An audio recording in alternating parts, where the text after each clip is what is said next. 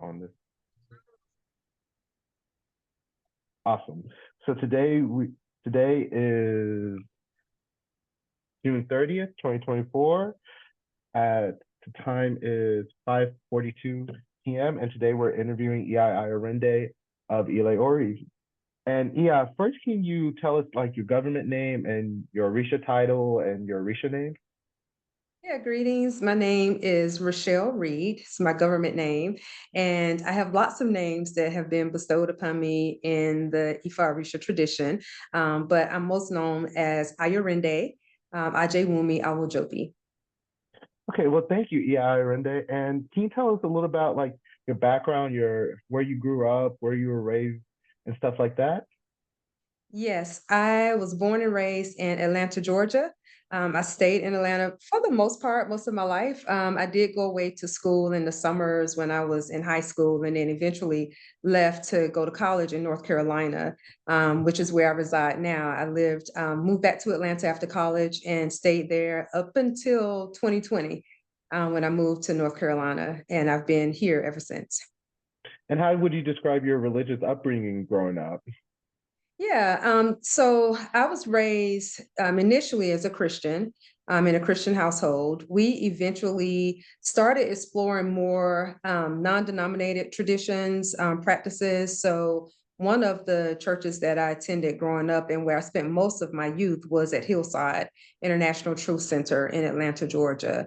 And at that particular church, even though the Bible was primarily the foundation, the minister at that time and founder of the church, Reverend Barbara King, was really adamant about us having an understanding of other cultures and other traditions. So we routinely had exposure to practitioners from other faiths. And that was something that piqued my interest. Even as a child, I was always interested in other cultures, other faiths, and pretty much raised open-minded with instruction and tutelage in universal law and Oh, metaphysics. wow. So how was that trans? So when were you first introduced to Orisha spirituality? I was first introduced in around 1994 when my mother and my aunt started studying the tradition. They started going to some study sessions and some classes. They heard about the tradition from someone in the community who eventually founded the temple Ile Ori. And that was how I found out about it, just having conversations, being curious, like, what are you all doing? What is this? I see this ancestor altar. What's that all about? And just asking a number of questions of them, just out of curiosity. And I remember they started passing books along to me, and it's like, hey, you should read this. And as I was reading the books, I just gained more interest. And honestly, I felt like it was a continuation of some of the exploration that I started doing when I was in college, because Mm. my college roommate and I, just had a lot of questions about just how we were indoctrinated in the US and just different religions and faiths and how we have been influenced. And we really started an exploration. But when I left college, graduated from college, moved back from North Carolina to Atlanta, was just kind of looking for a job and I had gotten away from that exploration. So with my family being involved, that just kind of piqued my interest again. And I felt like I was picking up where I left off from college. And Mm. it just kind of evolved from there with books and then going to some cultural programs. That was how I got started. So what was the first Orisha event that you went to before you became, the devotee that you are today? And did it like drag you in, or were you like, okay, I that was the moment you knew? So it wasn't the moment that I knew. The first event that I attended was the first Ifa Orisha Congress. It was the Ifa International Congress, I think is what they called it, and it was sponsored by Ile Ori. And Oh, they invited, and this was in 1996, I believe. I believe that was in 1995 or 1996. 1995. It was mm, 1995. And they invited just well-known people at the time in the Yoruba cultural community. Dr. Wande Abimbola. There was another man was a professor, and I believe in the AU Center, Dr. Baird. Just a number of community people, scholars, were invited to come and talk about Ifa. Just talk about the mm. tradition, the culture, and to my knowledge, it was the first of its kind around in the mid to late 90s. So I went to that event. I wasn't sold yet, but I was even more curious, right? I wanted to know more. I'm like, well, invite me to some more events as you all are planning events. Just invite me to some things, you know. So I did. I continued to get invited, and so they were having a reception for Baba Wande Abimbola, Babalawo scholar, well known just internationally within the tradition. Holds an international title. We say Abaye, which is like the national spokesperson of Ifa. Is his title. And I remember they said, well, why don't you come and visit the temple? We're going to have a reception for him. And that was the turning point for me. It was at that reception that all I can call it was just a spiritual, some otherworldly type of experience happened during that presentation. And I remember he began chanting. I didn't know what he was saying. I didn't know if it was Odu. And at the time, I probably didn't even know the difference between Odu or Riki or any of that, right? Mm-hmm. But I remember at the time he started chanting and something inside my spirit awakened. And that's the only way that I can describe it. I just remember tears welling up in my eyes by hearing the incantations, the chanting that he was doing. And it was just something that felt very familiar to me. And I can remember just closing my eyes, and all I can describe it as is as just an experience, an ancestral type of experience. I felt deeply connected in that moment with the people who have come before me. And just what I saw in that moment and in that vision with my eyes being closed was something that was completely transcending. And that was when I can say my journey really officially began in the study and practice of Ifa-Orisa tradition. So when were you first introduced to Ile Ori? So it was at that function in 1995, because again, my mom and my aunt had been studying with Ile Ori when it was a study group. And then eventually it evolved into a temple. And so I started coming to those events, and it was around 1996 that I continued to show up and participate in events, and eventually joined the Ile June 9th, 1996. Oh wow! And so, what was your first? Was your first divination with them? So, in the Ifa tradition, divination is a big thing. So, was it with them, or did you do your first divination somewhere else? It was with them. And in fact, it wasn't with the founder, Babalawo Oguntolu Akinlana. It wasn't with him. It was with some other priests that were mentoring the temple. So Baba Chief Medahochi, Kofi Zanu is one of the persons that divine, and Baba Akinyele was another priest that was sitting with him at that time. And so they were the ones that conducted my first divination. And I can remember not being afraid. Like, some people talk about being nervous and fearful. I don't think I was afraid at all. I was just really curious. Like, I was like, okay, so what is this going to be? Like, I had heard about it and I knew that that's what I was going for, but I had not yet experienced Ifa divination. So I think I was just really curious to hear what was going to come of it, and just to participate in the process. Mm. Wow. So after that divination, what were some like takeaways that you got from it? I would say the biggest takeaway was confirmation of what I always knew to be true, and that there is another world, there's another realm that we participate in. We coexist in this world that has many layers and many facets, and we, the humans that we can see and interact with, I don't think are the only beings that exist in this space. In addition to the all the living creatures, the sentient beings and things that we see in the animals and the birds, and the different creatures that we share the earthly space with. I do think that there is a spiritual realm, and that divination just served as just more evidence to me of that. Some of the things that they said, and what I had, again, very novice stage at this point, and what I had been learning about the Orisha through some of the books I was reading, just how I saw myself and things that I thought about myself came out in that divination. And, it was just, I just felt like it was more confirmation. Another takeaway in that divination was that I found out some of the earlier Orisha that walk with me in this life. And so, of course, as you get more divination, sometimes more energies, more Orisha reveal themselves. But I remember that was another huge takeaway for me from that particular divination, was hearing the names of the Orisha that were supporting me in life. Wow. And then, so when did you ever have a chance to go to Nigeria and experience Orisha there?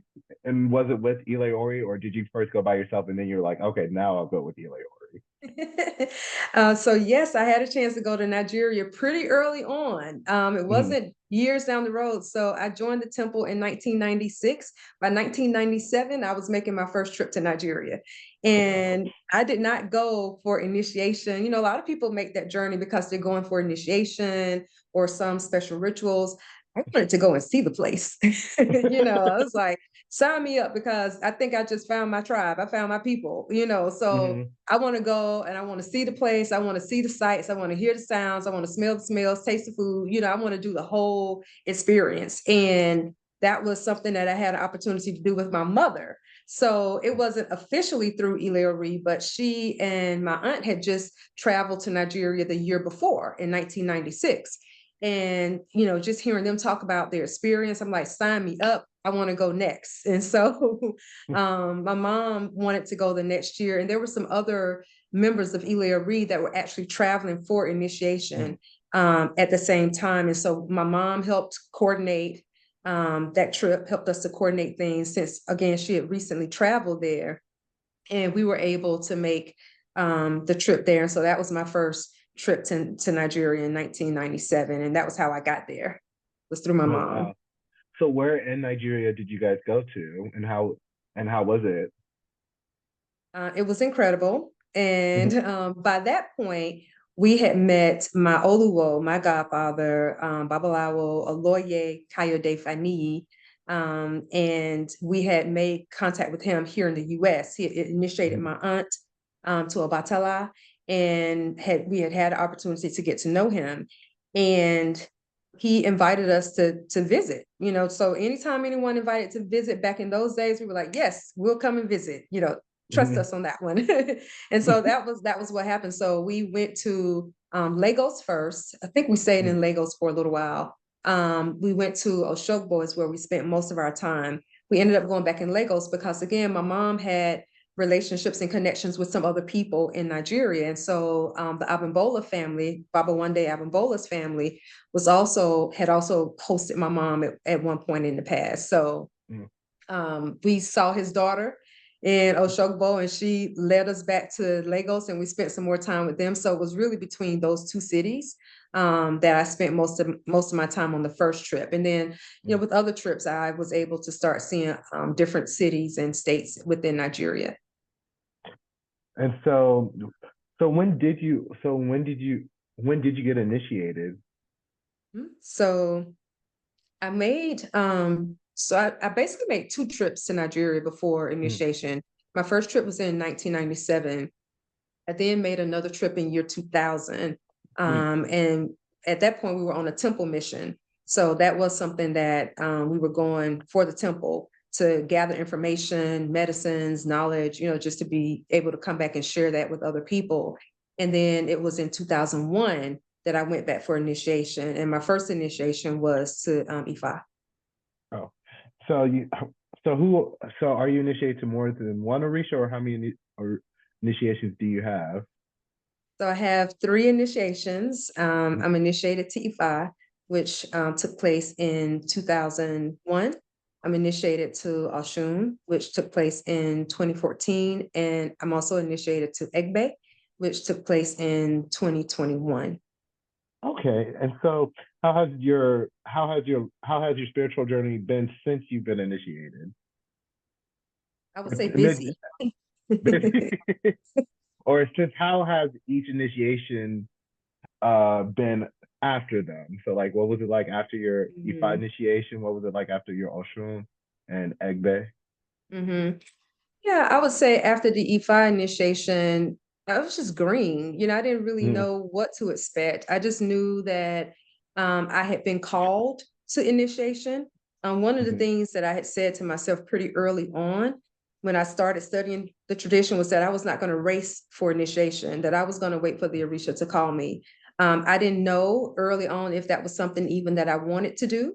But it did come, and when I say being called to it, was through divination, right? Where you get mm, divination and the instructions that, that this is an important part of your journey. I don't believe that we are a community of initiated people and that everyone who joins this culture and tradition must be initiated. I think mm, that it depends on each person's own destiny, their own blueprint. So for me, I waited until something happened. Something had to happen to make me make that step. And it mhm, was through a profound experience that I had in year 2000 when I was in Nigeria. And that experience pretty much started me on that path towards initiation. And then by 2001, that was when I made the journey to get initiated. And so it was transformative. That's the only way that I can really describe it. It was transformative. And my life since then has been busy nonstop because there's a responsibility that comes with initiation that a lot of times we don't hear a lot about. And the responsibility is to the Orisha, yes, but your connection and building your connection and your communication and your relationship with those Orisha. And whatever services we end up providing down the road, if we become service initiates, service awos, that's one thing. But first and foremost, how are we going to use this information and these experiences and these, sacred journeys that we make to Nigeria, and really we're being consecrated to the Orisha, like our entire body and person. So it definitely raised my awareness of my connection and the divinity that resides within me as a mm, human being upon this earth, and that divinity in me is what also connects me to this wider world of spirituality and the Orisha and our mm, ancestors. Let's not forget our beloved ancestors and Ori. mhm. And so you mentioned a profound experience back in 2000, excuse me, back in 2000. Do you mind elaborating on that experience and how was it for you? Yeah, good questions. Okay, this is being documented for all to see and hear. So, We get the good, the so, bad, and the ugly. so it's all good. It's all good. So I had what they call a roots reading Mhm, in the US earlier, I guess it was early 2000, maybe late 1999. I can't remember the exact timeline right now. But the roots reading was a way for a trained priest, Awo, to cast divination to inquire further about your ancestral lineage. And it was something that, in Nigeria, I've known of other priests who do something similar, but I think it was something that was really special for us here in the West because just the transatlantic slave trade and how so many of us have been displaced from our ancestral homeland, from the specific towns and ethnic groups and things, what have you, that we are part of. So in addition to the DNA testing and things that were really just beginning to hit the market at that time, we also for years had roots readings, which would allow people to learn a little bit more about their spiritual heritage. And the person who did that for me, Chief Ajamu Ababaituno, he's now transitioned. And I remember he mentioned to me that some of my ancestors were from Abeokuta, which is in Ogun State, Nigeria. And I remember he asked me about my father's side, and he mentioned that my father's lineage had connections with Abeokuta. Well, as fate would have it, later that year, I ended up in Abeokuta. I had gone mm, with some other people to Nigeria, and one of my godmothers, Iya Ayorinde, who also now is deceased, she, she wanted to, that was where her and spiritual practices hailed from. She was connected with people in Abeokuta. And so we were part of this temple mission that you heard me mention earlier in 2000 was to go around and collect information on temple members Odu Ifa, like if they had the hand of Ifa or even if they had been initiated. part of our job was to go to at least 3 different towns and collect Ifa verses for the members of the temple. And so Yagan said, well, I can connect you to the people in Abeokuta because that's where I go. And so she did. She connected us to the people in Abeokuta. We already had connections to Oyo and Oshogbo. So we ended up there, and she was like, well, you might as well get a reader from the Oluwo while you're here. You know, can't come this far and not meet him. You know, he's learning and blah, blah, blah. So like, okay. So I got a reading from him. And at some point during the divination, he's like, it's really seemed agitated almost. And I'm like, what? Someone was translating. I'm like, what's going on? They were like, where's your father? Where's your father? Yeah, he wants to know, where's your father? Is your father here? Where is he? And I'm like, he's in America. Like, what is going on? And I remember they kept saying, you've come back home. Like you've returned. And this whole roots reading thing, okay, I mentioned some areas of Nigeria, they do that, but this was one of the families that conducted roots readings because one of their children had been taken captured in slavery. And Ifa had told them that whenever people come from across the seas, you need to check to see if these are the descendants. And sure enough, Ifa was confirming that I was one of their descendants that had come back home, had found their way back home. And what made it even more profound, I had already received my hand of Ifa at that time.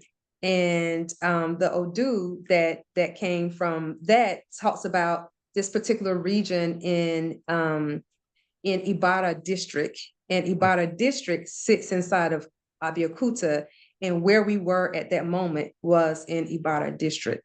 So it was like all these different, confirmations of what have you, that just, again, this is to me, these phenomena that happen where the person who did the divination in the US had zero connection with that family and any communication with them. So this was just, phenomena that was happening in real time,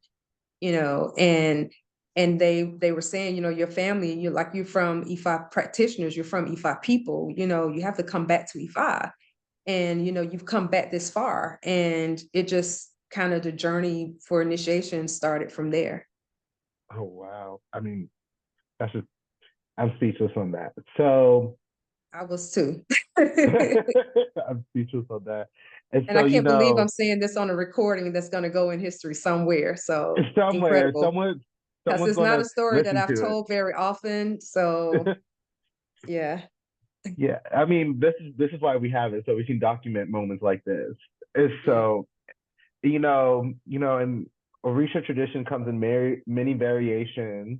And Mhm. so can you explain some of the variations and why you chose the variation you practice? So I chose Isheshe, if Mhm. that's what you're referring to. Yeah. And so Ifa-Orisha, West African style Ifa-Orisha practice is what I've chosen. And I chose it because I felt like I connected more strongly with that. I had some, obviously being in the US, we have a lot of exposure sometimes to Lukumi tradition, hoodoo, Vodun, but it was something about the Isheshe practice, even before we were actually using that term widely. It was something about Nigeria, and I keep saying something about Nigeria. I know exactly what it was about Nigeria. It was my ancestry. It was those people that I have this deep connection with, that transcends time and space, that I felt reconnected with when I went there. And every trip that I made there, I felt like I was bringing my ancestors back home, and that we were having an opportunity to, live this experience together. So it was the connection that I felt very early on, again, from that initial trip in 1997. It's just been, just transcending experiences. So what made you pick, you mentioned this ancestral connection to Abeokuta. So what made you pick Oshogbo versus Abeokuta lineage? Oh my goodness. Okay, so even though we made a very strong connection with the people in Abeokuta, so much of my spiritual work and practices as they were evolving and developing were connected through the person that eventually became my Oluwo, and that was Oloye Babalawo Fakaya Defaniyi. and Baba Kayode, just the support that I felt from him, the genuine energy that I felt like he was investing in our temple and helping us to develop, because he was working with all of Ile Ori. And I did not want the development to be separated at that point, because I was clear that, if I got initiated in this other town, then I would be probably separated from the others, right? And I would be having a spiritual experience that was more connected to a different state, a different city, a different region, a different family, a different spiritual family than other members of the Ile, including my own natal family members of the Ile. And I wanted us to be able to have this spiritual connection, spiritual familial connection. I just wanted it to be the same. I didn't want it to be something that I would start experiencing separately. So it didn't go without having to do a lot of divination and ebo and things of that nature in order to do that. It's not something that I made a decision just, willy-nilly, nonchalantly. I took it quite seriously and did a lot of spiritual work around that issue in order to be able to do a lot of my spiritual work in Oshogbo as opposed to Abiyakuta. Wow. And so how would you describe, Ile Ori now? How would you describe Ile Ori back in the past and how it is now? Well, back in the past, we were much younger than we are now. So, and kind of state the obvious a little bit. Yeah. So we were much younger and had a lot more energy.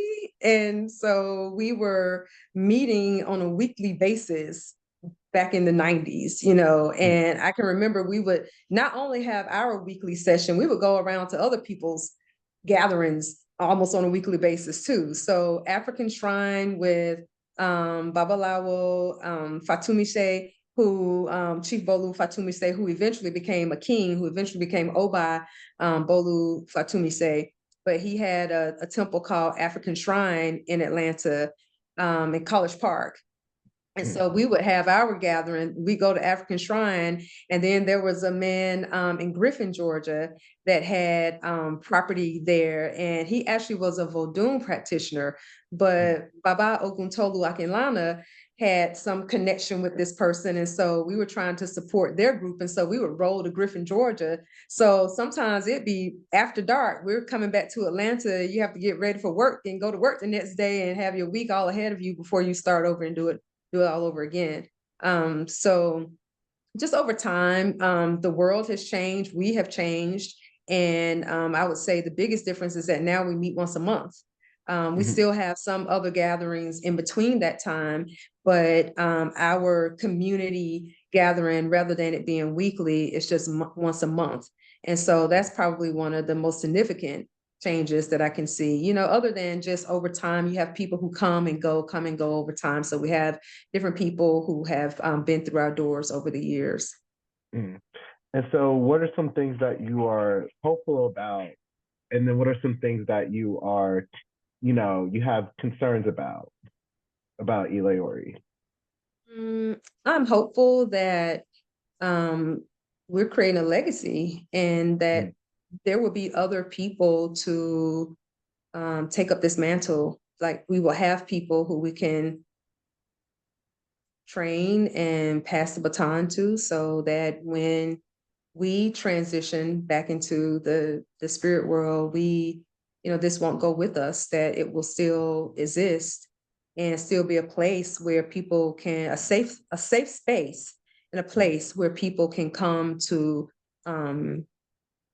celebrate the Orisha, commune with the Orisha, and learn more about them as well. In terms of fears, that's hard to say. I don't know so much about fear, even though I'm hopeful about our legacy. I think at the end of the day, it's gonna be what it's gonna be. It's like everything has a destiny. Ile Ori has its own destiny. Ejiope is its destiny. And when that work is complete, it's complete, it's done. And I don't think that's something we have to fear. So even if this doesn't continue long after we're gone, if the work has been done and is complete, then it was a success and the work Mm, was completed. I think as you probably know as well, the Orisha, we're stewards. We're mm, custodians of their shrines, of the altars. We're mediums that help them to communicate and kind of serve as a bridge. As initiated people, when I say we as initiated people serve as a bridge between folks who are just coming to the tradition and the Orisha and their ancestors, and helping with the communication. And, there's so many new temples, so many new groups that exist now in 2024 that did not exist in 1994, 1995, 1996, 1997, right? mm, And just to see how the culture has expanded and grown nationwide, worldwide, whether it's us or another group, I think that this work is going to continue to happen. Ifa is so malleable mm, and can adjust to the needs of modern humans. mm. So I think that whether we're the stewards and custodians or someone else is, the work is going to continue. So I don't know that I have anything to really fear. Mm. And so you mentioned, this growing community. So how would you describe the Orisha community, like, back in the day and the past, and how would you describe it now? Hmm. I feel like it was a little more tight knit to some Mm, extent because there weren't that many Iles around back then. And for the people that did have the Isheshe style, temple, I mean, it was limited. It was mhm, maybe two or three at the time.